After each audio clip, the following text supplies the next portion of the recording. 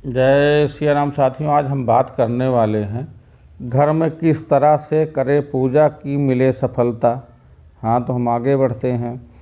अधिकांश हिंदुओं के घर में पूजन के लिए छोटे छोटे मंदिर बने होते हैं जहाँ की वो भगवान को नियमित पूजा करते हैं, लेकिन हम में से अधिकांश लोग अज्ञानता बस पूजन संबंधी छोटे छोटे नियमों का पालन नहीं करते, जिसकी हमें पूजन का संपूर्ण फल प्राप्त नहीं होता है।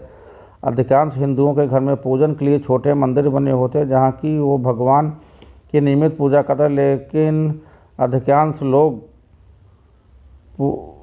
नियम बताएं कि जिनका पालन करने से हमें पूजन का श्रेष्ठ फल शीघ्र प्राप्त होगा। कैसी मूर्तियाँ रखनी चाहिए मंदिर में।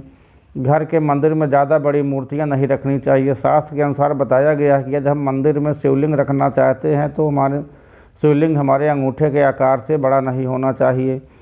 शिवलिंग बहुत ही संवेदनशील होता है और इसी वजह से घर के मंदिर में छोटा सा शिवलिंग रखना शुभ होता है। अन्य देवी देवताओं की मूर्तियाँ भी छोटे आकार में ही रखनी चाहिए। अधिक बड़ी मूर्तियाँ बड़े मंदिरों के लिए श्रेष्ठ रहती हैं, लेकिन घर के छोटे मंदिर के लिए छोटे आकार में प्रतिमाएं श्रेष्ठ मानी गई हैं। पूजा करते समय किस दिशा की ओर होना चाहिए। मुँह घर में पूजा करने के लिए व्यक्ति का मुँह पश्चिम दिशा की ओर होगा तो बहुत शुभ होगा। इसके लिए पूजा स्थल पर द्वार पूर्व की ओर होना चाहिए। यदि यह संभव ना हो तो पूजा करते समय व्यक्ति का मुँह पूर्व दिशा में होगा, तब भी श्रेष्ठ फल प्राप्त होते हैं। मंदिर तक पहुंचनी है चाहिए सूर्य की रोशनी, ताज़ी हवा। घर में मंदिर ऐसे स्थान पर बनाया जाना चाहिए जहां दिन भर में कभी न कभी कुछ देर के लिए ही सूर्य की रोशनी अवश्य पहुंचती हो।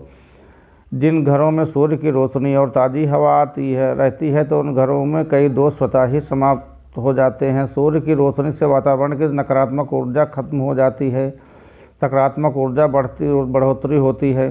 पूजन के बाद पूरे घर में कुछ देर बजाएं घंटी। यदि घर में मंदिर है तो हर रोज़ सुबह शाम पूजन अवश्य करना चाहिए। पूजन के समय घंटी अवश्य बजाएं, साथ ही एक बार पूरे घर में घूमकर भी घंटी बजानी चाहिए। ऐसा करने से घंटी की आवाज़ से नकारात्मकता नष्ट हो जाती है और सकारात्मकता बढ़ती है। पूजन सामग्री से जुड़ी खास बातें। पूजा में बासी फूल पत्ते अर्पित नहीं करना चाहिए। स्वच्छ और ताज़े जल का ही प्रयोग करें। इस संबंध में यह बात ध्यान रखने योग्य है कि तुलसी के पत्ते और गंगा जल कभी बासी नहीं माने जाते, अतः इनका उपयोग कभी भी किया जा सकता है। शेष सामग्री ताज़ी ही उपयोग करनी चाहिए। यदि कोई फूल सूंघा हुआ हो या खराब है तो भगवान को अर्पित न करें। पूजन कक्ष में नहीं ले जाना चाहिए। ये चीज़ें घर में जिस स्थान पर मंदिर है वहाँ चमड़े से बनी चीज़ें, जूते चप्पल नहीं ले जाना चाहिए। मंदिर में मृतकों और पूर्वजों के चित्र भी नहीं लगाना चाहिए। पूर्वजों के चित्र लगाने के लिए दक्षिण दिशा श्रेष्ठ रहती है। घर के दक्षिण दिशा की दीवार पर मृतकों का चित्र लगाए जा सकते हैं, लेकिन मंदिर में नहीं रखना चाहिए।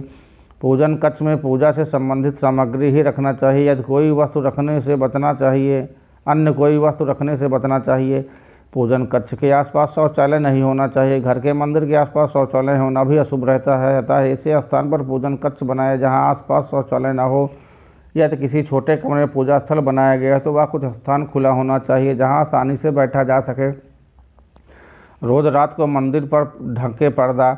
रोज़ रात को सोने से पहले मंदिर को पर्दे से ढक देना चाहिए। जिस प्रकार हम सोते समय किसी प्रकार का व्यवधान और स्पर्श नहीं करते, ठीक उसी प्रकार मंदिर में पर्दा भी ढक देना चाहिए, जिससे भगवान के विश्राम में बाधा उत्पन्न न हो। सभी मुहूर्त में करें गोमूत्र का उपाय। वर्ष भर में जब भी श्रेष्ठ मुहूर्त आते हैं तब पूरे घर में गोमूत्र का छिड़काव करना चाहिए। गोमूत्र के छिड़काव से पवित्रता बनी रहती है और वातावरण सकारात्मकता हो जाता है। शास्त्रों के अनुसार गोमूत्र का चमत्कारिक होता है और इस उपाय से घर में देवी शक्तियों की विशेष कृपा होती है।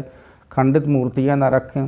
शास्त्रों के अनुसार खंडित मूर्तियों की पूजा वर्जित की गई है। जो भी मूर्ति खंडित हो जाती है उसे पूजा के स्थल से हटा देना चाहिए और किसी पवित्र बहती नदी में प्रवाहित कर देना चाहिए। खंडित मूर्तियों की पूजा अशुभ मानी गई है और इस संबंध में यह बात ध्यान रखने योग्य है कि सिर्फ शिवलिंग कभी भी किसी भी अवस्था में खंडित नहीं माना जाता।